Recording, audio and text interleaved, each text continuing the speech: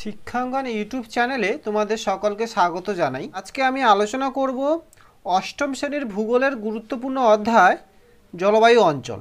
আজ তার চতুর্থতম ক্লাস বা শেষ ক্লাস। প্রথম তিনটি ক্লাসে নিরক্ষীয় জলবায়ু, মৌসুমী জলবায়ু এবং ভূমধ্যসাগরের জলবায়ু সম্পর্কে আলোচনা করে দিয়েছি। আজকের আমরা জানব তুন্দ্রা জলবায়ু অঞ্চল, এর অবস্থান, জলবায়ুর বৈশিষ্ট্য, জীববৈচিত্র্য, আর্থসামাজিক পরিবেশ এবং জীবনযাত্রা সম্পর্কে আজকের আমরা জানব। তোমরা যদি আজকের এই ক্লাসটি মনোযোগ দিয়ে দেখো, তাহলে এই অধ্যায় থেকে যে কোনো কোশ্চেন আসুক না কেন, তোমরা সেগুলির উত্তর অবশ্যই দিতে পারবে। তোমাদের বইতে গল্প আকারে বড় করে আলোচনা করা রয়েছে। আমি এখানে যেগুলো ইম্পর্টেন্ট কোশ্চেন, এগুলো আমি লাইন ধরে ধরে আলোচনা করে দিচ্ছি, এবং কিছু ইম্পর্টেন্ট 5 নম্বরের কোশ্চেন, 3 নম্বরের কোশ্চেন এবং 2 নম্বরের কোশ্চেন আমি বোর্ডে আলোচনা করে দিচ্ছি। তোমরা সেগুলো মনোযোগ দিয়ে দেখে নাও। তুন্দ্রা জলবায়ু অঞ্চল। সুমেরু এবং কুমেরু বৃত্ত অঞ্চলের বিশেষ ধরনের শীতল জলবায়ু হলো তুন্দ্রা জলবায়ু। গ্রীষ্মকালে বরফ গলে এই জলবায়ু অঞ্চলের কিছু শৈবাল জন্মায়। এই শৈবাল নাম থেকেই তুন্দ্রা জলবায়ুর নামকরণ হয়েছে। এবার চলে আসো তুন্দ্রা জলবায়ু অঞ্চলের অবস্থান। সুমেরু ও কুমেরু বৃত্তের নিকটবর্তী অঞ্চল যেমন উত্তর আমেরিকার কানাডার উত্তরাংশ, আলাস্কা, ইউরেশিয়ার উত্তরাংশ, ইউরোপের নরওয়ে, সুইডেন, ফিনল্যান্ড, গ্রিনল্যান্ড এর সংকীর্ণ উপকূল অংশ এবং এশিয়ার সাইবেরিয়ায় তুন্দ্রা জলবায়ু লক্ষ্য করা যায় বা তুন্দ্রা জলবায়ু দেখা যায়। তোমাদের পরীক্ষা অনেক সময় 3 নম্বরে কোশ্চেন আসে, তুন্দ্রা জলবায়ু অঞ্চলের অবস্থান সম্পর্কে লেখো। তখন কিন্তু তোমাদের এই অবস্থানটা লিখলেই হবে। জলবায়ুর বৈশিষ্ট্য। তুন্দ্রা জলবায়ু অঞ্চলে বেশিরভাগই শীতকাল থাকার জন্য এখানকার জলবায়ুকে প্রধানত 2 ভাগে ভাগ করা যায়।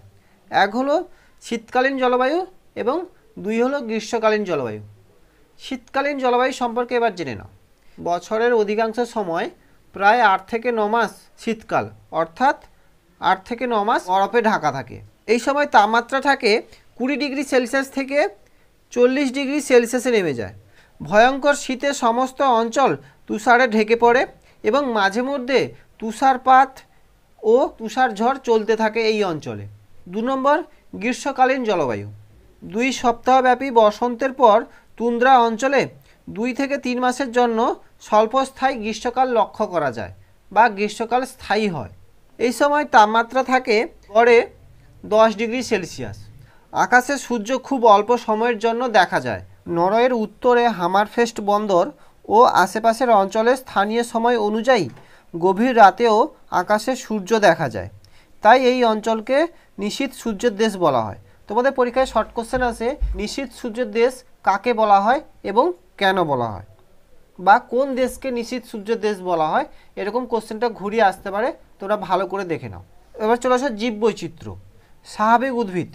যেহেতু এই অঞ্চল বছরে 7 থেকে 8 মাস বরফে ঢাকা থাকে এবং এখানকার তাপমাত্রা হিমাঙ্কের নিচে থাকায় তেমন এখানে বড় বড় গাছ এবং উদ্ভিদ জন্মাতে পারে না। কিন্তু এখানে কিছু লতানো বা গুল্মজাতীয় উদ্ভিদ জন্মগ্রহণ করেছে, যেমন লাইকেন, মস, ফুল প্রভৃতি উদ্ভিদ এখানে জন্মগ্রহণ করেছে। প্রাণী জগৎ। তীব্র শৈত্যের জন্য তেমন এখানে বন্য প্রাণী বসবাস করতে পারে না। খুব কম পরিমাণে বন্য প্রাণী বসবাস করে, যেমন মেরু শেয়াল, মেরু ভালুক, ক্যারিবু, তিমি ইত্যাদি বন্যপ্রাণী লক্ষ্য করা যায়। এবার চলে আসো তুন্দ্রা জলবায়ু অঞ্চলের আর্থসামাজিক পরিবেশ ও জীবনযাত্রা, অর্থাৎ এখানকার মানুষেরা কিভাবে জীবনযাত্রা পালন করে এবং এখানকার পরিবহন ব্যবস্থা কি, সেগুলো একটু জানবো। আদিবাসীদের জীবনযাত্রা। অত্যন্ত প্রতিকূল জলবায়ু ও কষ্ট জীবনযাত্রার জন্য তুন্দ্রা জলবায়ু অঞ্চলে তেমন বেশি মানুষ বসবাস করে না, অর্থাৎ খুব কম পরিমাণে মানুষ এখানে বসবাস করে। এখানকার অধিবাসী মানুষদের বেঁচে থাকতে হলে প্রকৃতির সঙ্গে লড়াই করে বেঁচে থাকতে হয়। 1 নম্বর গ্রিনল্যান্ড, কানাডা ও আলাস্কার উত্তরাংশে এস্কিমো, রেড ইন্ডিয়ান। 2 নম্বর ইউরেশিয়ার সাইবেরিয়ায় স্যামোয়েত, ইয়াকুত। 3 নম্বর ল্যাপল্যান্ডের ল্যাপ, ফিনল্যান্ডে ফিন প্রভৃতি উপজাতি সম্প্রদায় মানুষ এখানে বসবাস করে। তোমাদের পরীক্ষায় প্রায় শর্ট কোশ্চেন আসে, এখানে কোন কোন উপজাতির মানুষ বসবাস করে সেগুলো লেখো। বা তোমাদের পরীক্ষায় কোশ্চেন আসতে পারে তুন্দ্রা জলবায়ু অঞ্চলের আর্থসামাজিক পরিবেশ সম্পর্কে আলোচনা করো। এইটা আমি তোমাদের পরে আলোচনা করে দিচ্ছি। তীব্র শীতে কৃষিকাজ হয় না, তাই এখানকার অধিবাসীরা যাযাবর জীবনযাত্রা পালন করে। শীতকালে এরকম গোলাকার বরফের ঘরে ইগলু বাস করে। পরীক্ষা শর্ট কোশ্চেন পড়ে ইগলু কি, দেখো এখানে ইগলু চিত্রটা রয়েছে। শীতকালে একরকম গোলাকার বরফের ঘরকে বলা হয় ইগলু। গ্রীষ্মকালে বরফ গলে গেলে সিল মাছের চামড়ায় তৈরি তাঁবুতে টিউপিক বাস করে। পরীক্ষায় শর্ট কোশ্চেন আছে টিউপিক কি, তাহলে টিউপিক হলো গ্রীষ্মকালে বরফ গলে গেলে সিল মাছের চামড়ায় তৈরি তাঁবুকে বলা হয় টিউপিক। যাতায়াতের জন্য বরফের উপর চাকাহীন স্লেজ গাড়ি আর জলে সিল মাছের চামড়ায় তৈরি কায়াক নৌকা ব্যবহার করে। পশুর চামড়া দিয়ে পোশাক আর হাড় দিয়ে শিকারের বর্ষা, সূঁচ ইত্যাদি তৈরি করে। খাদ্যের জন্য সিল, ভালুক, বলগা, হরিণ, মেরুশিয়াল শিকার করে এবং সমুদ্র থেকে মৎস্য শিকার করে তারা জীবিকা নির্বাহ করে। এবার এই অধ্যায়ের কিছু ইম্পর্টেন্ট 5 নাম্বার কোশ্চেনগুলি জেনে নাও। এখান থেকেই কিন্তু তোমাদের পরীক্ষায় কোশ্চেন আসবে। 1 নম্বর, তুন্দ্রা জলবায়ুর বৈশিষ্ট্য উল্লেখ করো, বা কোশ্চেনটা একটু ঘুরিয়ে আসতে পারে, তুন্দ্রা জলবায়ু অঞ্চলের শীতকালীন ও গ্রীষ্মকালীন জলবায়ুর বৈশিষ্ট্য আলোচনা করো। তুন্দ্রা জলবায়ু অঞ্চলের জলবায়ু বৈশিষ্ট্যকে প্রধানত দুটি ভাগে ভাগ করা যায়। এক হলো শীতকালীন জলবায়ু, 2 নম্বর গ্রীষ্মকালীন জলবায়ু। 1 নম্বর, শীতকালীন জলবায়ুর বৈশিষ্ট্য। 1, তুন্দ্রা অঞ্চলে বছরে প্রায় 8 থেকে 9 মাস শীতকাল থাকে, অর্থাৎ বছরে 8 থেকে 9 মাস বরফে ঢাকা থাকে। তার জন্য এখানে উষ্ণতা হিমাঙ্কের নিচে চলে যায়, অর্থাৎ -ডিগ্রি টেম্পারেচার চলে আসে। 2 নম্বর, শীতকালে উষ্ণতা এখানে হিমাঙ্কের নিচে থাকার জন্য তীব্র শৈত্যপ্রবাহ হয় এবং অত্যাধিক পরিমাণে তুষারপাত ও তুষার ঝড় হয়। 3 নম্বর, শীতকালে একটানা বেশ কয়েক মাস আকাশে সূর্য দেখা যায় না। 4 নম্বর, এখানে শীতকাল অতি দীর্ঘস্থায়ী হয়ে থাকে। খ, গ্রীষ্মকালীন জলবায়ুর বৈশিষ্ট্য। 1 নম্বর, এখানে গ্রীষ্মকাল স্বল্পস্থায়ী হয়, অর্থাৎ 2 থেকে 3 মাস গ্রীষ্মকাল স্থায়ী হয়ে থাকে। 2 নম্বর, এই তুন্দ্রা জলবায়ু অঞ্চলে সূর্যরশ্মি তুর্যকভাবে কিরণ দেয় বলে এখানকার উষ্ণতা খুবই কম হয়। 3 নম্বর, এই অঞ্চলে বৃষ্টিপাতের পরিমাণ খুবই কম হয়, গড়ে 20 থেকে 30 সেমির মধ্যে হয়ে থাকে। 4 নম্বর, গ্রীষ্মকালে আকাশে কুয়াশায় ঢাকা থাকে। এই দুটি মেন পয়েন্ট এবং তার কিছু সাব পয়েন্টগুলো তোমরা ভালো করে মনে রাখবে। 2 নম্বর, খুবই ইম্পর্টেন্ট কোশ্চেন, তুন্দ্রা জলবায়ু অঞ্চলের অধিবাসী এবং তাদের জীবনযাত্রা সম্পর্কে বর্ণনা দাও, বা কোশ্চেনটা ঘুরিয়ে আসতে পারে, তুন্দ্রা অঞ্চলের আর্থসামাজিক পরিবেশ ও জীবনযাত্রা কেমন ছিল তা সংক্ষেপে বর্ণনা করো। তুন্দ্রা অঞ্চলের বরফময় পরিবেশ মানুষের জীবনযাত্রার পক্ষে অনুকূল নয়, ফলে এখানে জনসংখ্যা খুবই কম, অর্থাৎ খুব অল্প পরিমাণে মানুষ এখানে বসবাস করে।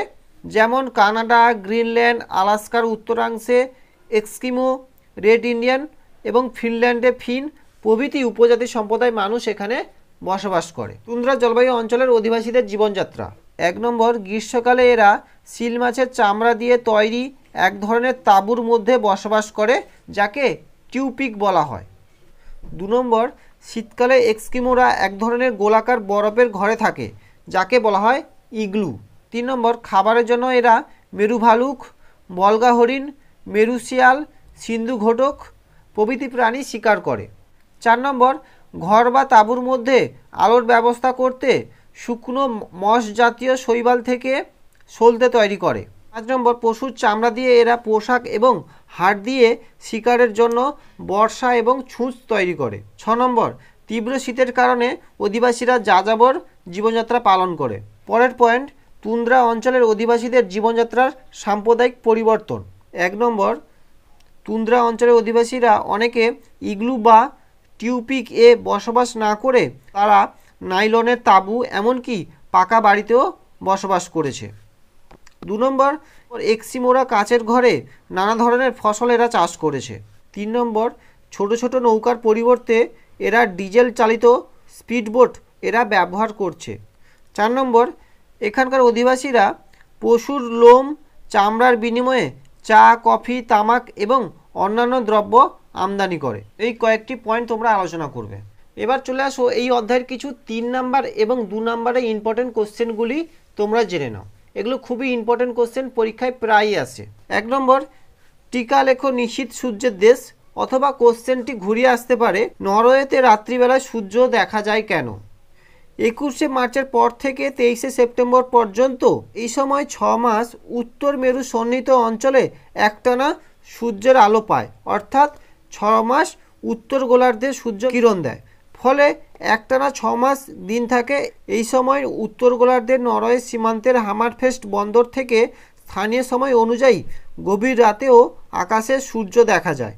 এই কারণে নরওয়ের হামারফেস্ট বন্দর এবং তার আশেপাশের এলাকা বা অঞ্চলকে বলা হয় নিশীথ সূর্যের দেশ। অর্থাৎ 21শে মার্চ থেকে 23শে সেপ্টেম্বর পর্যন্ত সূর্য উত্তর গোলার্ধে 6 মাস কিরণ দেওয়ার ফলে এই অঞ্চলে টানা 6 মাস দিন থাকে, যার কারণে উত্তর গোলার্ধের নরওয়ের সীমান্তের হামারফেস্ট বন্দর থেকে স্থানীয় সময় অনুযায়ী গভীর রাতেও আকাশে সূর্য দেখা যায়।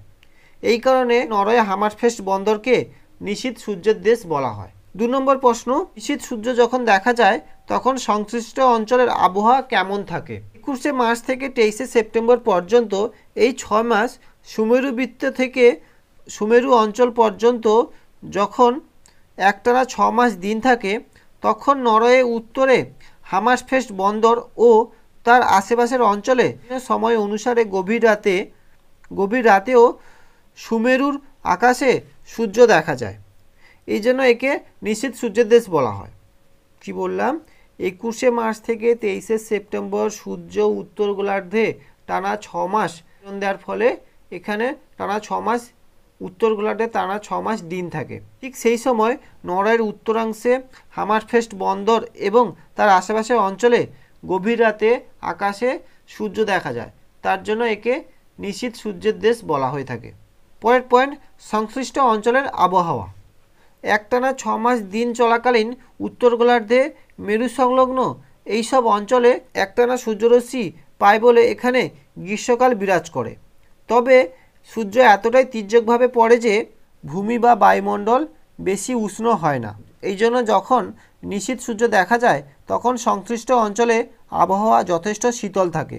এছাড়াও ভূমি বরফমুক্ত থাকে বলে জলীয় বাষ্পের পরিমাণ বেড়ে যায় এবং যার ফলে মাঝে মাঝে স্বল্প বৃষ্টিপাত হয়। কি বললাম?